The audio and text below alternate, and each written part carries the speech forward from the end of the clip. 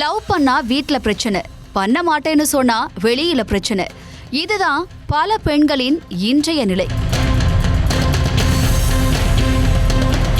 அப்படி காதலிக்க மறுத்த பெண் ஒருவருக்கு ஏற்பட்ட விபரீதத்தை தான் தற்போது பார்க்க போகிறோம்.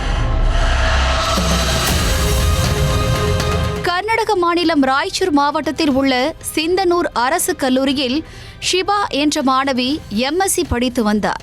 இவர் லிங்கசுகூரிலிருந்து அரசு பேருந்தில் கல்லூரிக்கு சென்று கொண்டிருந்த போது அதே பேருந்தில் பயணம் செய்த இளைஞர் ஒருவர் மாணவியிடம் தனியாக பேச வேண்டும் என அழைத்துள்ளார்.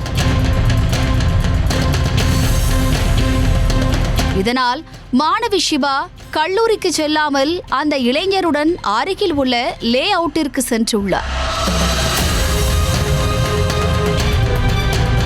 அப்போது இருவருக்கும் இடையே வாக்குவாதம் ஏற்பட்டுள்ளது. இந்நிலையில் திடீரென தான் மறைத்து வைத்திருந்த கத்தியை எடுத்த அந்த இளைஞர் கண்ணிமைக்கும் நேரத்தில் மாணவி ஷிபாவின் கழுத்தை அறுத்துவிட்டு அங்கிருந்து தப்பி ஓடி உள்ளார்.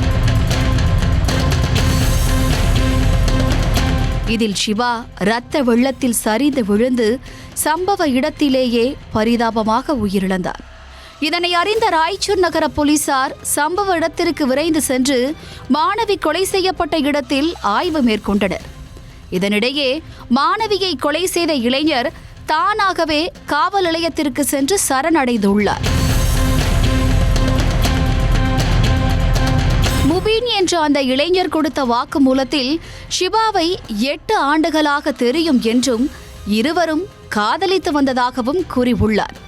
ஆனால் ஒரு கட்டத்தில் எங்கள் காதல் ஷிபா வீட்டிற்கு தெரிந்துவிட்டதாகவும் அவர்கள் எங்கள் காதலுக்கு எதிர்ப்பு தெரிவித்ததோடு ஷிபாவிற்கு திருமணம் செய்யவும் முடிவு செய்ததால் தான் அதிர்ச்சியடைந்ததாகவும் கூறியுள்ளார். இதனால் தனியாக அழைத்துச் சென்று தன்னை திருமணம் செய்து கொள்ள வற்புறுத்தியதாகவும் அதற்கு மறுப்பு தெரிவித்ததால் கொலை செய்ததாகவும் முபீன் தெரிவித்துள்ளார். காதலுக்கு வீட்டில் எதிர்ப்பு தெரிவித்ததால் காதலனை விலகிச் சென்ற இளம்பெண் கழுத்தறுத்து கொலை செய்யப்பட்டது அதிர்ச்சியை ஏற்படுத்தியுள்ளது.